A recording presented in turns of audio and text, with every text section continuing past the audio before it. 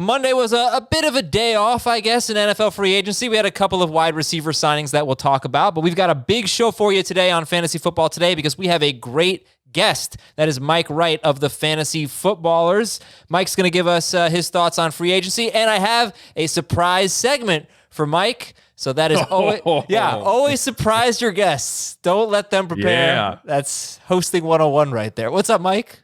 What's going on, man? I appreciate the invite. Two-time champion now of this show. That's right. Yes, and Jamey is like a 500. I don't even know more than that. You think you've been on 1,000 shows, Jamey? Oh yeah. Oh boy. Oh yeah. Easy. Man, You got at least. Yep. Yeah. Oh yeah. Oh yeah. But yet again, I'm here and there's no Dave. So I think look, once, okay, twice. This is a trend. It's past his bedtime. It's 8:00 right now. Mike, I have to ask you a question. Just coming off the show that we did last night, is it okay to have a poster in your room at any point in any age of a movie that you never saw? No, I didn't. Come on. Never have seen in completion. Yeah. You've never seen the movie and you're repping the poster behind you. I mean, that's egregious. Yeah, what are you doing? I know. Yeah, it was Pulp Fiction. What was the movie? Pulp Fiction. No, I have. Gracious. I've never seen it start to finish. You know, I'm sure this was quite a discussion, so I'll let it go. But that's horrifying. Yeah, it's bad. It's bad. Well, Mike, you can follow him on Twitter at FFHitman. Also, of course, listen to the Fantasy Footballers podcast. And the 2021 Ultimate Draft Kit is available now on their website. What do we get with the draft kit? So the draft kit is it launches on June 1st. You know, all the rankings, sleepers, breakouts, the usual stuff. And our the consensus rankings are in there, but the consistency, you know, looking at how good was a player actually on a week-to-week basis. We stress the holistic approach. Don't just fall in love with, you know, player X finished at wide receiver 6. You're like, okay, well, was he actually good? And a bunch of other stuff. And we've jumped into the dynasty game. So the UDK Plus is available and you can get into dynasty content right now. Great. All right. Check it out on the website. That's awesome. And Mike, first question for you. How is your bracket doing? Oh, I didn't make one, suckers. So it's doing great. Yeah, very lucky. But I've been following it. Apparently, it really has been March Madness this year. It really has. It has been awesome. And we have, about 800 people in our pool, Ben? Something like that? 890. We're at 890. This morning, Heath was in second place. I don't know about now. No, he's not. I'm in 150th place, 148th. That's not that bad. And I have a terrible bracket. So, yeah, it has been fun. Okay, second question. Is Chase Edmonds going to be the starting running back for the Cardinals this year? Nope. Nope, he's not. He'll be involved. He'll probably be more involved than last year. I still don't know if it's they're going to bring in one of the remaining free agents. I don't know if they'll draft a guy. The Cardinals don't really have a bunch of draft capital anymore. I mean, they just sent their third off for Rodney Hudson, and they're missing some other stuff as well. But it feels like Cliff and the squad over here are not willing to turn it over and give at least not give Chase the Drake level of work. Like I said, bump it up to be more of a 50-50 timeshare, but I can't foresee that Edmonds will actually be the dude. Okay. What do you think the best case scenario is of the free agents? Connor at this point? Oh man. The worst thing would be Todd Gurley. Well, Todd Gurley would be best case scenario for Chase Edmonds because it's just in that case, yes. I think Gurley's he is a victim of the NFL. I was really hoping it was going to be Jamal Williams. I thought Jamal coming down here would be perfect, but unfortunately he had to go. I was hoping once he signed, it was Lindsey. Yeah, we were pulling for Lindsey as well. I mean, we are really running out of names of any actual note and value. Yeah, so it's interesting. Because you said that he's out in Arizona. That's why I asked Mike this question in particular. He's got a Phoenix Suns hat on if you're watching on YouTube. That's right. But it seemed like Cliff Kingsbury is at least saying that that he could pull it off. That Chase Edmonds could be the starter. You're not really buying that. Don't listen to Cliff. Okay, do not listen. I mean, even before free agency was like kind of opening up, Mike Davis was a name that was being floated around here. So I think if Davis comes in, it would be a pretty 1-2 punch as well. And then like low key, I don't know how Adam's going to feel about this, but low key, if Wayne Gallman came here and was paired with Chase Edmonds, give him on the cheap, as a Cardinal fan, look, I'd be fine with it. The Gallman, yeah. So, do you think that's a superhero for him? By the way, Wayne Gallman. Yeah, well, Gallman. Oh, Gallman. Yeah. No. Yeah, sure. He makes a face. There's a whole shtick. It's just. I guess the question is like, we're very high end here. Yeah, I love it. That's the level of our production. Our last question on Edmonds. Do you think he'll have a bigger role in 2021 than he had in 2020? Yes. Yeah, I definitely think it'll be a bigger role. But it'll be frustrating every once in a while. You'll think you had the guy, and then the next game it'll be disappointing for you. That week 9 game against Miami, man, is going to bother a lot of people. 25 carries, 70 yards. Like, that's hard to do. Yeah. That was a bust. All right, so let's talk about free agency. Give me your biggest winner in NFL free agency. So, man, we just did another footballers talking free agency of like, it's been kind of bleh, we're boring and it hasn't been very spicy. Like, honestly, the biggest winner is Aaron Jones of getting a contract of pretty substantial value. Like, he got enough money that when he's done, he'll be paid nicely, and his fantasy value is fully intact. That he's going to be a top 5 running back. His passing work is probably going to go up with Jamal Williams out of town. So, like, biggest winner to me is Aaron Jones. If you want to talk about someone who's like the scenario around him changed drastically, my biggest winner would be Terry McLaurin, as you have Ryan Fitzpatrick, who is the fantasy football superstar. Fantasy football players love Ryan Fitzpatrick, and for good reason. I mean, like, the dude's got swag levels that are just immeasurable, and he's willing to go down the field. We don't have Alex Smith checking it down to J.D. McKissick 15 times a freaking game. We have someone who will actually stretch the field. And on top of that, now he's got Curtis Samuel. He has an actual real high-level number 2 on the other side. So you get those two guys and Antonio Gibson with I'm not saying Ryan Fitzpatrick's elite. He's not an elite quarterback, or he would be able to hold on to a job for more than a year and a half. But he's good for fantasy football. So the person who, like, this scenario has really changed, it's Terry for me. Jamey, it's interesting. People have different views on adding that second wide receiver. Let me throw it back to Mike, actually, to make more sense. Why is it not still time? That's okay. Why is it not bad, I guess, for McLaurin that they added Curtis Samuel? McLaurin had a 24% target share last year. So you think he's a winner, even though the quarterback upgrade's huge, but you're not concerned about the Samuel addition? No, I mean, I think he can still sustain that 22 to 25% target share. Like, Curtis Samuel's not going to come in and steal that away. They were still throwing to other players.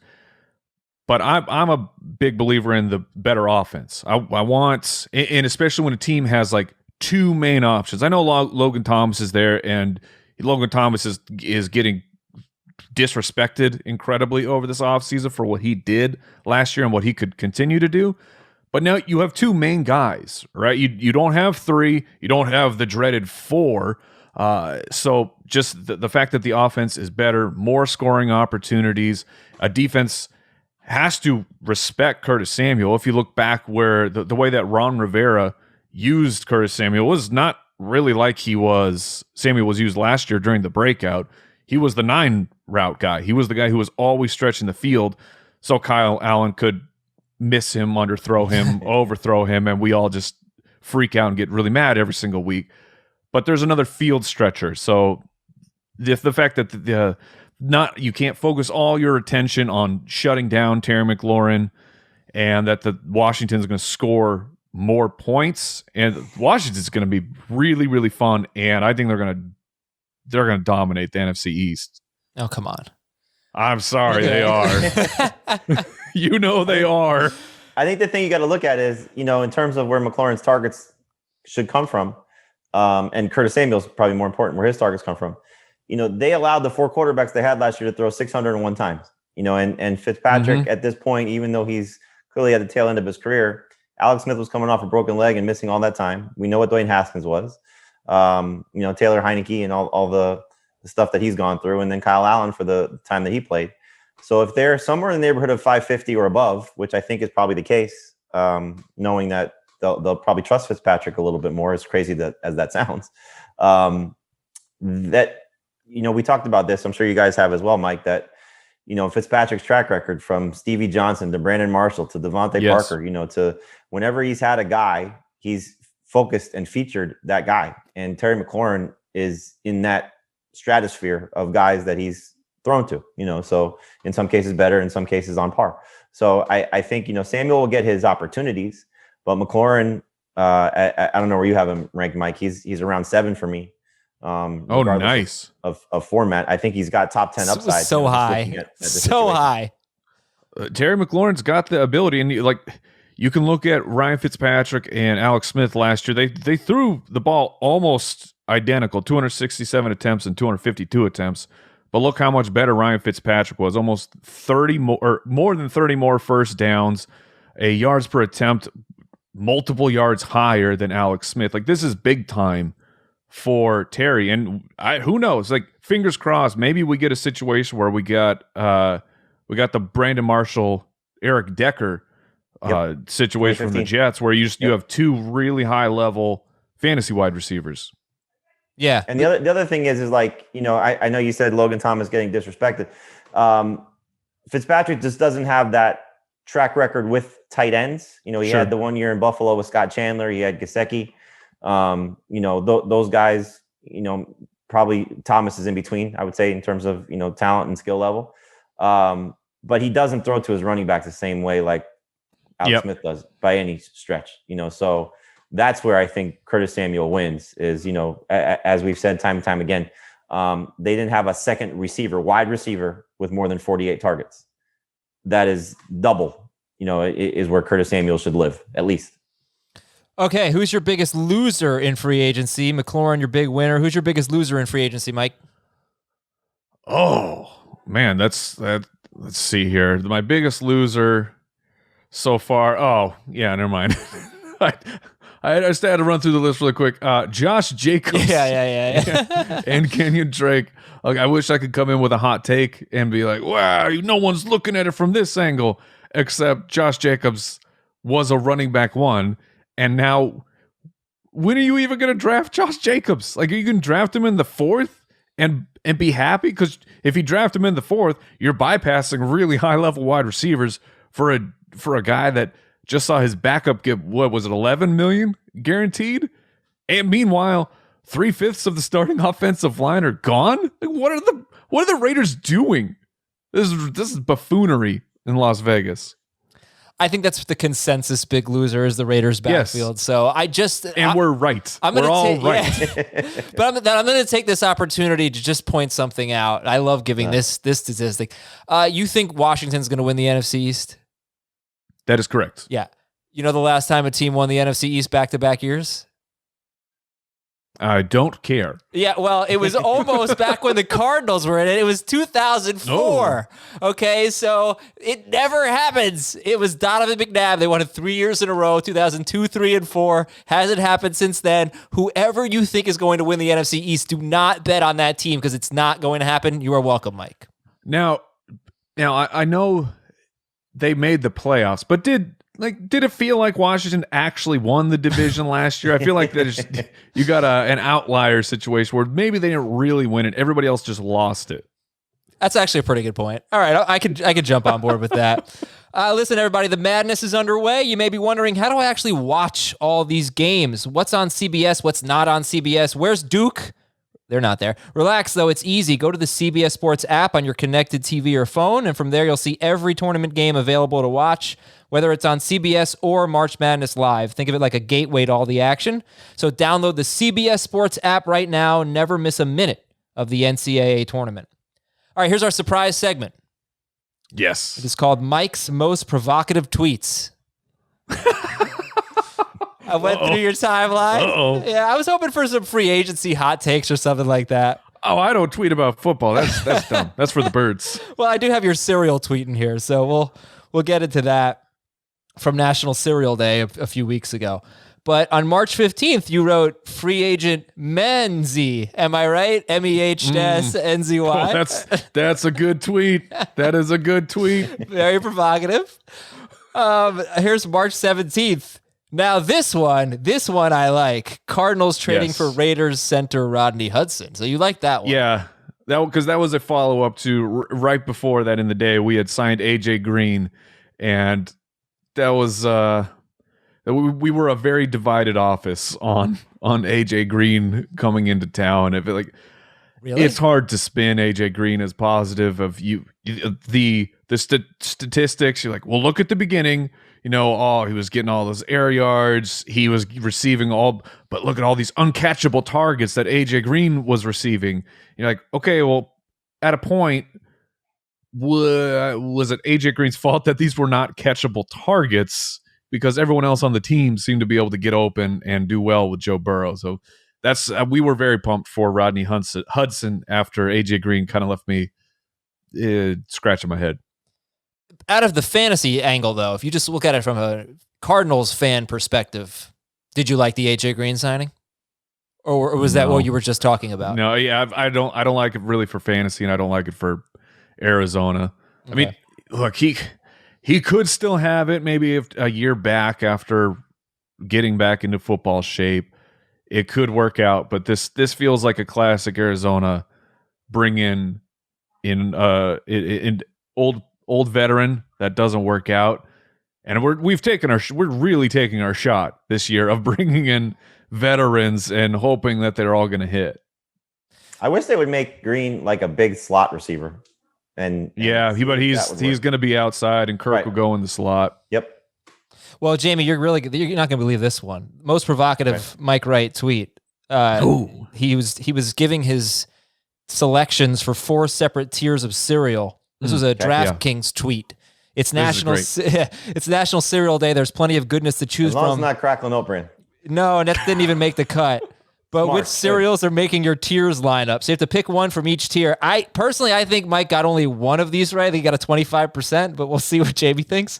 Ooh. I'm going to guess the other 75 are right. No, I don't think so. All right. So Jamey, you can pick. I'll tell you what Mike picked after. Tier 1 is Cinnamon Toast Crunch, Reese's Puffs, Lucky Charms, and Frosted Flakes. Which are you picking there?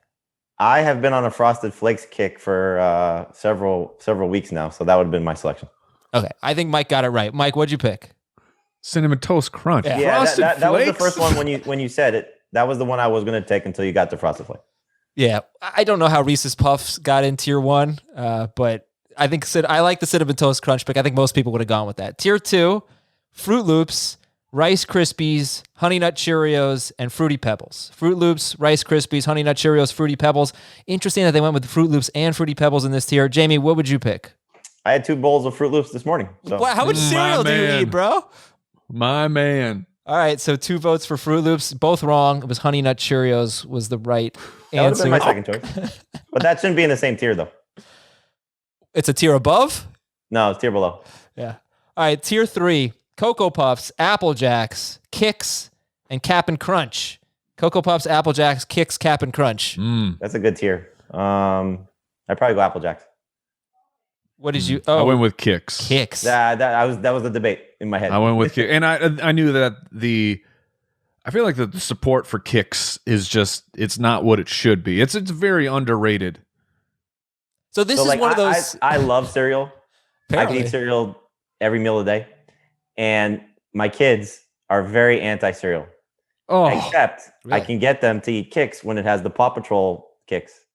Oh, so very nice. That's you want the Paw Patrol cereal? Oh, they'll have the Paw Patrol cereal. Hey, look, we're talking cereal, and this is hashtag not a sponsor. Have you had Magic Spoon? No. Oh man, it is so good. Oh my gosh. Yes, really? It's legit. Okay. It's very, very good, and it's not the same garbage that other cereal is made out of. Magic Spoon. Okay. This should be a sponsor though, because it's like $10 a box, and I would love a free box. So, and I also would like to sponsor Magic Spoon. All right. if we're raising our hands.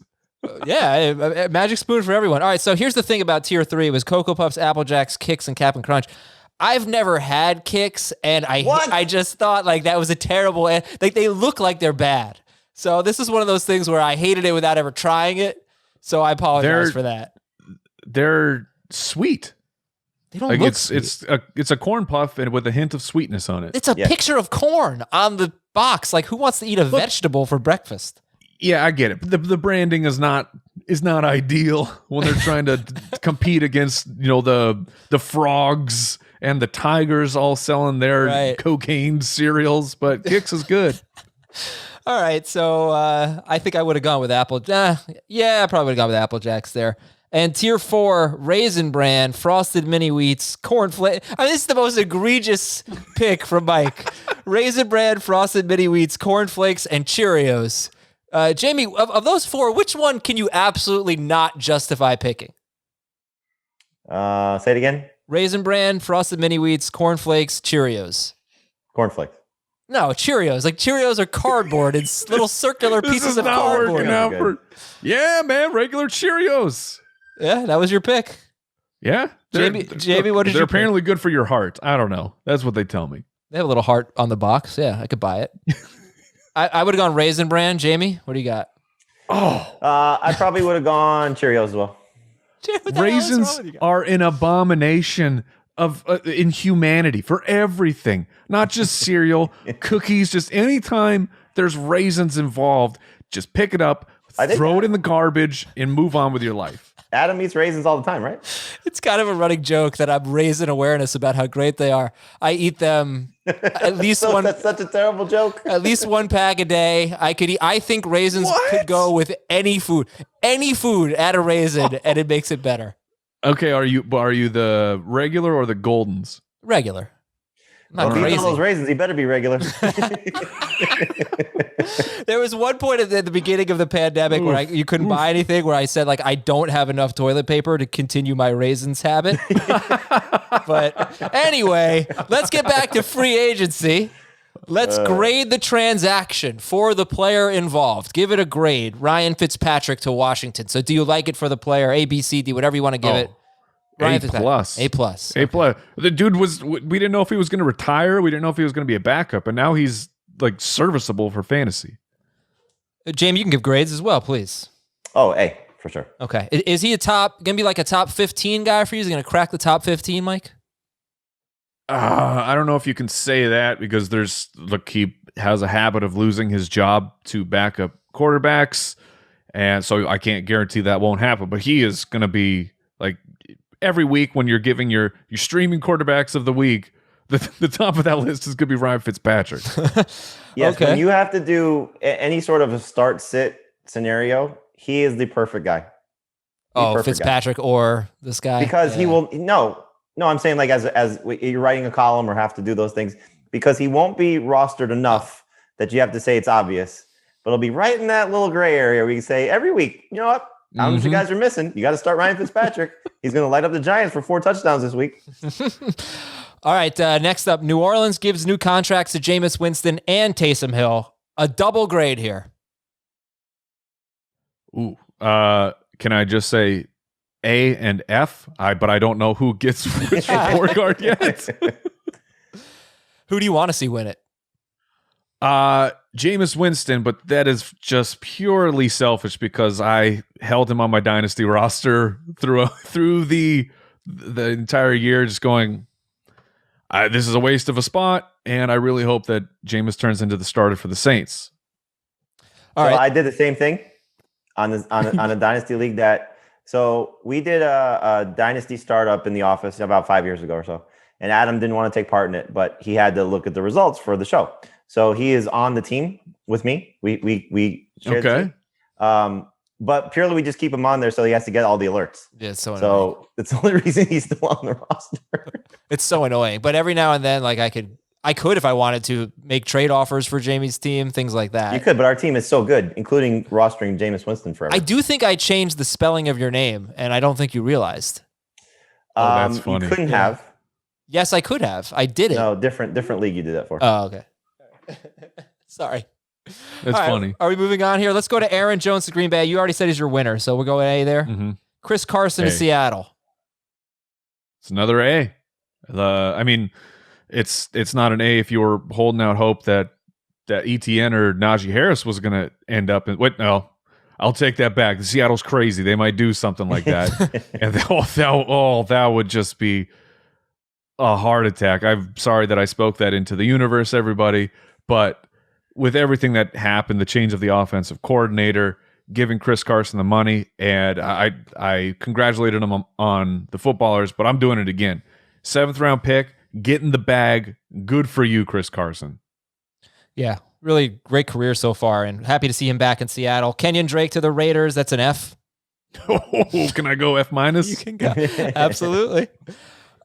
Chris Godwin back to the Bucks. Ooh, that one is tough. That's a TBD right now because who's going to be the third guy? Are they just going to roll with Tyler? Are they going to try and bring AB back? So I'll hedge a little bit. I'll give it a B. Jamey? I think it's an A. I mean, I think you've seen what he's done, even with Antonio Brown still being a significant contributor down the stretch. And look, Mike Evans has battled some injuries lately, so if he has to miss time, I think the targets will still be there, even with Gronk there. I think Brady knows what he has. I think Arians knows what he has. I think that's why they kept him. So it just feels like, across the board, everybody that stayed is a winner. Mm-hmm. Everybody that left, you have some questions about. Well, there's one person who was forced to stay. I would not call him a winner right now. Oh, A-Rob? Yeah. Oh, he's next. Allen Robinson back to Chicago. What's your grade? Free Allen Robinson is my grade. Like, come on, man, get this guy a quarterback. I guess Andy Dalton's maybe an upgrade over Mitchell Trubisky. So I'll give, and he'll still get a bunch of targets, and he'll still be very valuable for fantasy. So the grade, I'll keep it at a A-. Jamey, good with that? Yeah. All right. Here, this is where it gets fun. Kenny Golladay to the Giants, Mike. Oh man, I'll go with a C+. I know the numbers speak kindly for Daniel Jones and his deep ball accuracy. He was one of the most accurate passers when going 20+ yards down the field. Like a very excellent Pro Football Focus grade on those throws as well. So we know that match exists, but it remains to be seen. It remains to be seen if Daniel Jones is going to be starting in 2 years. Okay, so C+. That was what? Yeah. Golladay. Jamey? Yeah, I was going to say C. I mean, like we talked about, I think it's one of those things where you're hopeful that Daniel Jones can maintain Galladay's value, that he gives him the chance to kind of do some of the same things that he did with Matthew Stafford, but you have to see it first. And I think that's the unknown for it. So yeah, the hard part, you have to see it. You'll just have to jump in. You'll have to decide if you're fine with the draft ADP or not. And we haven't seen Daniel Jones with the true number one wide receiver. Does he go into force feed mode saying, "Oh, I know Kenny Golladay is going to come down with this," or does he just keep spreading the ball out because he has goodish players around him besides Kenny Golladay? There just hasn't been enough of a stretch for Daniel Jones, and this is the predicament for the Giants, as you're obviously well aware, Adam, of healthy Saquon, healthy receiving core, competent offensive line, Daniel Jones the starter. We just don't know what this whole puzzle will look like. So, it could be great. They could end up being the best team in the NFC East and keep that streak alive. There you go. Back-to-back winners. I never read this yesterday. We were talking about the Giants offensive line yesterday, but this is from the New York Post. Andrew Thomas allowed the second most pressures in the NFL. Will Hernandez lost his starting job midway through last season and didn't play in the finale. Nick Gates was the number 27 ranked center by Pro Football Focus. Shane Lemieux was the NFL's lowest graded pass blocking guard. Matt Pert has one career start, and Nate Solder allowed the third most sacks in the NFL when he last played in 2019. And that, by the way, this was written before they lost their best offensive lineman, Kevin Zeitler, to the Ravens. So it is a really young line. But really bad. Worse superhero than Gall Man? Who? Gettle Man. We got him with the. I mean, how has no one done like the Emperor Lightning over Gettleman's meme of making fun of us typing on our keyboards? Computer folks. All right, so I'll speed this segment up here. What do you like better? Who do you rank higher? Curtis Samuel with Washington or Juju Smith-Schuster back with Pittsburgh? Curtis. Jamey, who you got higher? I still have Juju, but I can certainly see Curtis being better. You know, I mean, you're looking at clearly the Fitzpatrick factor and all the mouths to feed in Pittsburgh's offense. But as Pittsburgh loses defender by defender, we saw what that Cleveland playoff game looked like when Ben had to throw the ball 50 plus times. And their run game right now is a little bit suspect. So I wouldn't be surprised if Juju, like I said, the two outside numbers look good, 97 and 9. If we can get that yardage up just a little bit higher, Juju's going to have a good season. So hopefully that's where he ends up. Jamey, do you still have Juju as the number 2 wide receiver for fantasy on Pittsburgh? Behind Deontay, yes. Okay. You have Claypool ahead of him? I would rather in the draft. I'd rather take the shot on Claypool taking a step. Can certainly see it. Just hear me out on this though. Deontay Johnson, the Claypool, they're both very young, right? But none of them have ever been as good as Juju Smith-Schuster.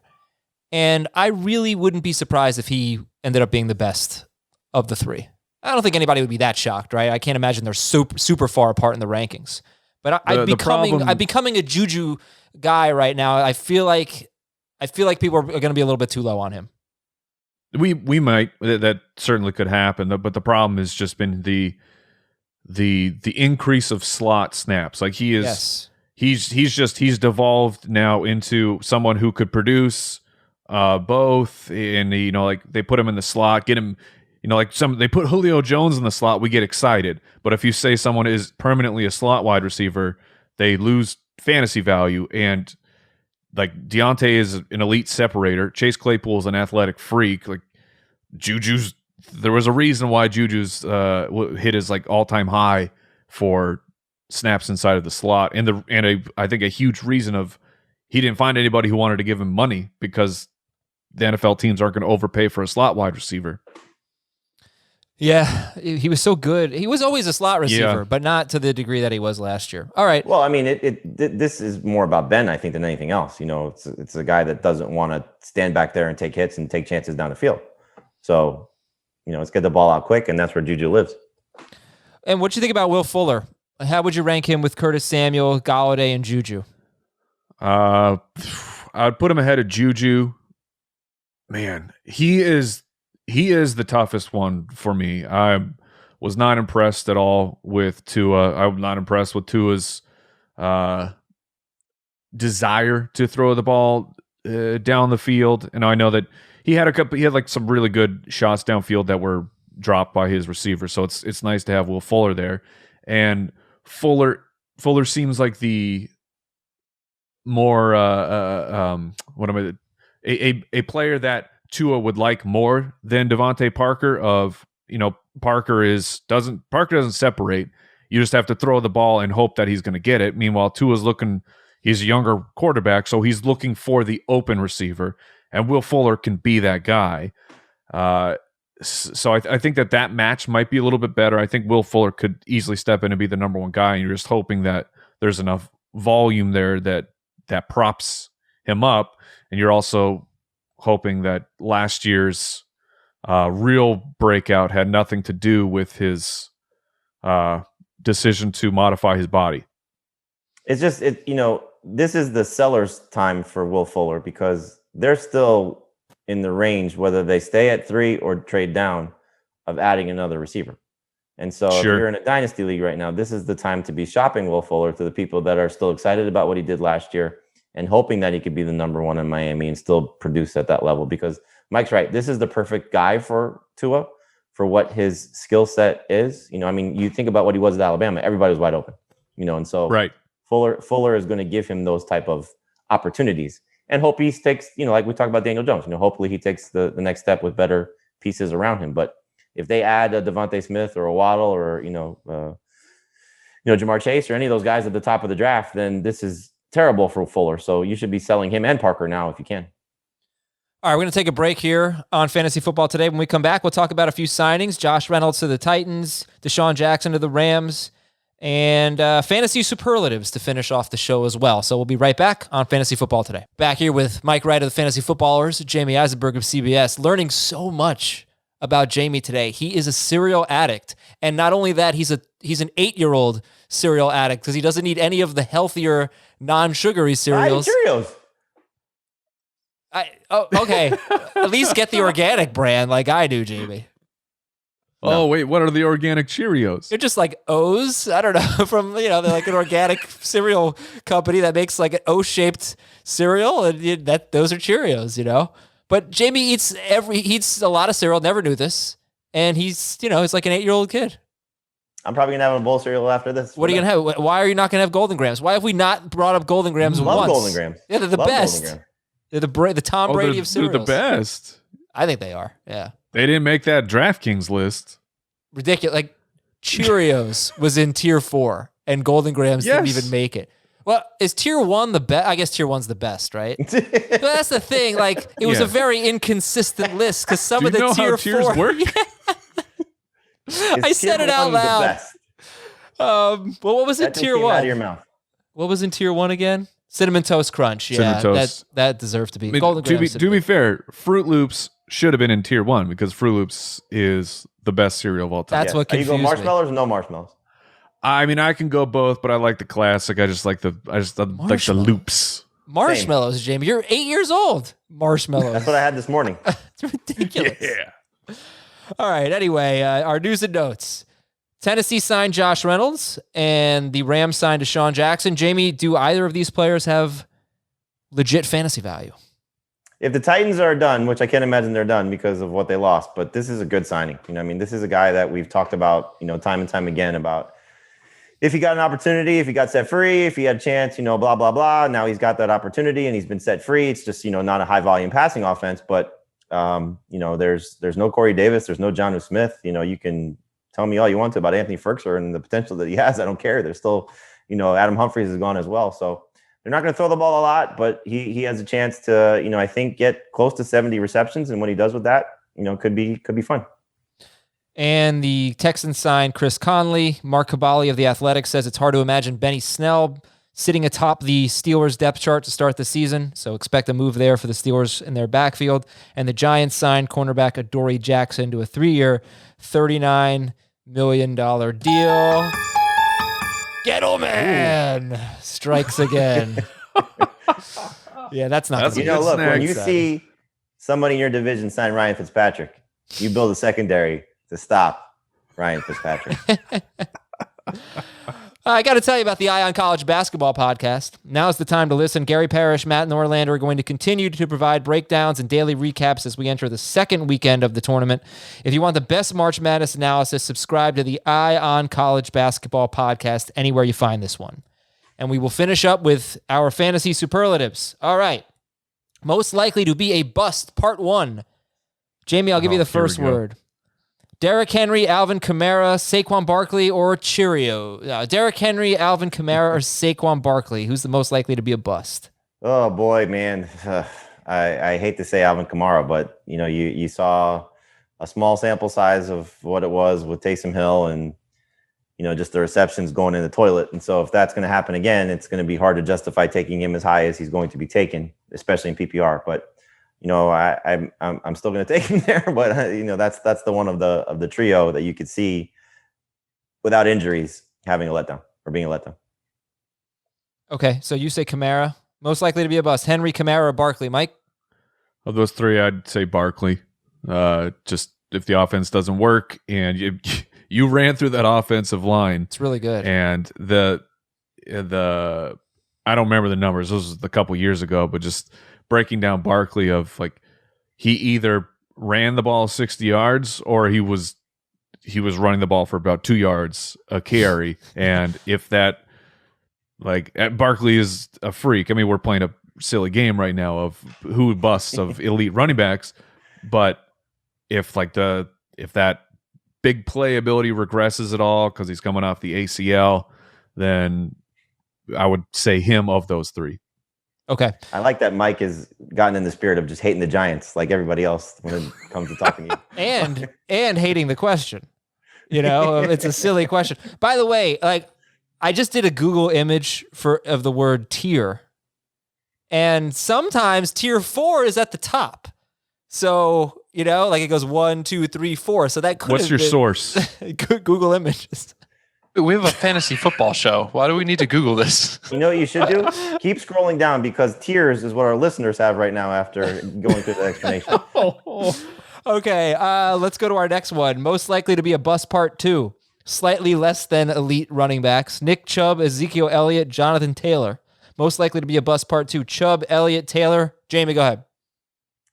I guess it's probably Taylor just based on the expectations of everyone expecting him to be as great as he was a year ago. Bringing back Marlon Mack, if he's healthy, we could see what this actually was supposed to look like last year. They did lose their left tackle. Carson Wentz was a disaster last year. So, of those guys, Zeke, I don't think will be worse than he was a year ago, barring injury. And Chubb, he managed to exceed, I think, some expectations with Kareem Hunt on the roster for a full season. So, I'll go with Jonathan. Mike? And I would agree. It would be Carson Wentz related. Mike, quick sidebar. Tell me how you would deal with this. Jamey and I are doing a fantasy baseball draft right now. And, crap. I just screwed up so bad. Yes. Oh, ladies and gentlemen, he is face palming. Is it worse than taking the pitcher that's elbow is about to explode? I backed out too many picks. Oh man. He took out Tuve. All right, good. We're all good. So one of the fantasy managers who has the first pick a few nights ago, and we're doing a slow draft, so it's taken days, right?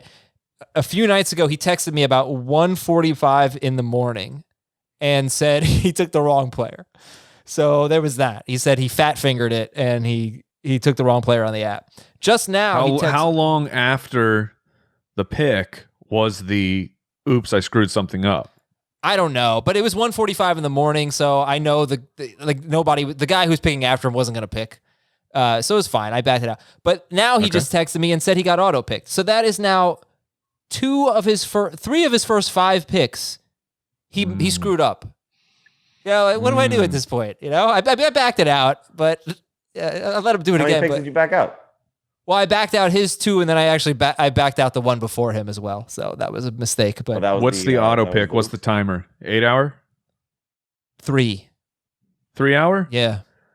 Okay. Yeah, I'd back it out. Hopefully, it's just a series of unfortunate events. I think so.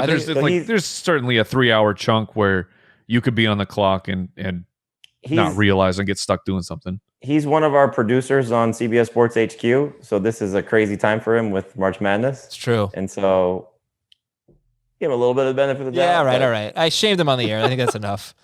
All right, most likely to break out, but I didn't say Jack's name. That's the important thing. Most likely to break out.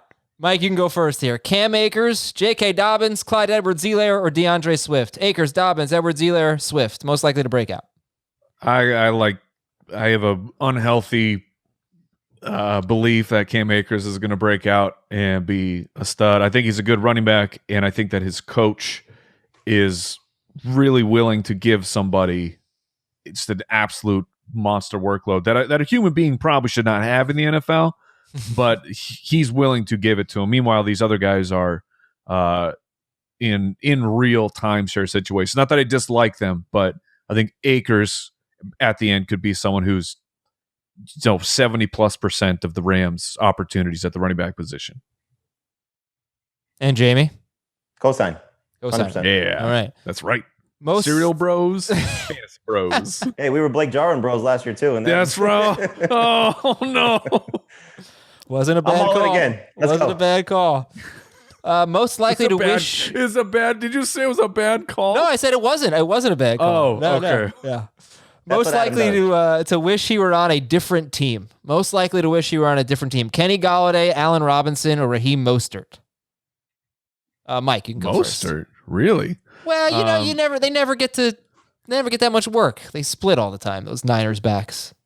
That's fair. I will say I'll say Kenny Golladay. Just like if things start going bad in New York, that's I don't know how human beings can handle that. You're just getting assaulted, not just by New Yorkers, but you're also getting assaulted by all New York media because it's now your fault. And New Jersey people too. Yeah. Jamey, Golladay, Robinson, Mostert, most likely to wish he were on a different team. I just like that Mike's continuing the theme, hating on the Giants. I would go Robinson. You should have put one of the Raiders running back there instead of Mostert. Oh yeah. All right. Well, okay, good call. Most likely to be drafted in the first 2 rounds in 2022. T. Higgins, Lamar Jackson, DJ Moore. T. Higgins, Lamar Jackson, DJ Moore. Jamey. Wait, 2022, like next year? Yeah. Oh, okay. I'll go Higgins. What was the last name? DJ Moore. Higgins, Lamar Jackson, DJ Moore. Yeah, most likely would be T. Higgins, but DJ Moore, man, with Curtis Samuel out of the way, DJ Moore. Did anyone have a quieter yet awesome year than DJ Moore in fantasy football? Well, but that's interesting. I would love to know where he comes out on your consistency chart because that was the issue with him. I can try and pull some numbers I think up for you. He was a victim of high expectations too. I think that was part of it, is that everybody was in the industry was touting DJ Moore as this is going to be the year he blows up. And Robbie Anderson had the fast start, and then Curtis Samuel had the finish. And DJ Moore was just kind of a victim of, hey, he's good, but he just didn't live up to, oh my God, he's good. Right, but in 15 games, he put up 1,200 yards. Oh, yeah. He was. It's always the touchdowns with him, though. That's only 4. Yeah, well, when you think about this, if a team threw 33 touchdown passes, that would be pretty reasonable this day and age in the NFL, and that's how many the Panthers have thrown in their last 2 seasons combined. And he has. That's a hot stat. And he has 8 of them. So he's not catching a lot of touchdowns, but they've thrown like 17 and 16 touchdowns. I don't remember the breakdown, but 17 in 2019, 16 in 2020. It's not, he's got like 25% of their touchdowns basically. And it's just, they just don't throw enough. So hopefully that can change. I think one thing that obviously changes that, and they're, in the trade market for Deshaun Watson, not to overlook anything that's going on with him off the field, but if he's a member of the Carolina Panthers and everything is fine, then DJ Moore could have that type of season that makes him a first-round pick in 2022. Or if they end up with, Zach Wilson or Justin Fields, which is going to be something that you're going to have to, listen to for the next month, that could change things as well. If one of those guys elevates the offense and elevates DJ Moore as well. And nobody said Lamar Jackson. He's already been drafted in the 2nd round, so it would just take him bouncing back. Maybe people would put him up in that stratosphere again. Well, see, we could have cheated and said, well, if there's a super flex league or 2 quarterback league, then it's easy. That he's a first rounder. All right. Coach most likely to kick Jamey's ass if they ever got into a fight. Robert Saleh, Dan Campbell, or Brian Flores. Like, who does Jamey do the worst against? Oh, man. Saleh's an intense dude. Yeah, he really is. But, like, Campbell has a real high T thing going on up in Detroit. I mean, like we were introduced to him back on the podcast, when in Miami when he took over, and he took over as interim coach. Like I couldn't even remember his name, but I just knew that he was super buff, and I called him Guns Mahoney, and like that caught on back then. So on our show he is known as Guns Mahoney. So it just, for my brand and his level of testosterone, I'll go with Campbell and the kneecap comment. Yeah. I mean, he's dirty fighter. So Mike, where this came from, I watch games every Sunday with Pete Prisco, who covers the NFL for us. And by the way, he's a ASU grad, so he's been out in your neck of the woods. All right, for some time. Loves Arizona. And so Pete is a old school NFL guy, very well connected around the league. But has some crazy thoughts every now and then when we're watching games because, it's long days. And something came up about, which coach would you rather fight or not want to fight? And this was around Flores and Saleh before they were head coaches. But it's which one do you think you actually have a chance against? And so, like, the first name that came to mind for me was Vic Fangio, and Pete was like, he's an old school guy. He'll kick your ass. But like, you're looking for older, not the opposite of Dan Campbell. Essentially, is what you're looking at. And so, which one do you think you actually would have a chance against if you're looking at an NFL coach? All the coaches? Yeah. Head coaches. Yeah. I mean, I hate to say it, but I think I could probably take Cliff. I don't like. I mean, that's stop lying about Chase Edmonds. That's a handsome man. I don't know that he's been in many fights. Not that I've been in a grand total of 0 fights in my life. But I've watched plenty of jujitsu. Clearly I could do it. Do you watch Cobra Kai, by the way? I don't. It's on the list of shows. It's hot garbage. Don't do it. It is hot garbage. Awful. It's great. Okay, so I need to watch it. It's so bad. Oh my! And I've ruined it for like my wife because I've pointed out how bad it is, and now she sees it and she's like, she can't really watch Cobra Kai anymore because I pointed out all the badness of it. Yet, as a child, he had the crane kick poster in his bedroom. I've seen Karate Kid many times. And by the way, Guns Mahoney. That's obviously makes you think of Police Academy, right? Yeah. Yeah, okay. Because he was, Steve Gutenberg, I think, was pretty ripped in Police Academy. So, all right, just making sure. He was? Well, that part I don't remember. I feel like he was, and I watched it a few weeks ago, so I really should know this. I feel like he was a little ripped. He makes Adam's list of top 10 most buff Jews. So, yeah. Interestingly enough, I am also on that list. All right, that's Mike Wright of the Fantasy Footballers. Just check out all their content. It's really outstanding. And the 2021 Ultimate Draft Kit is available now on their website, and their podcast is awesome. They're award winners, great guys, and we appreciate it. You can follow him at FF Hitman on Twitter. Mike, thanks for stopping by. Oh, I was glad to be here. Thanks for inviting me again. Thanks, Mike. Jamey, later, dude. Thanks, everybody, for listening. We'll talk to you later in the week on Fantasy Football Today. Want more of the Fantasy Football Today podcast and nonstop year-round fantasy advice? It's simple. Hit the subscribe button and hang with us all throughout the year.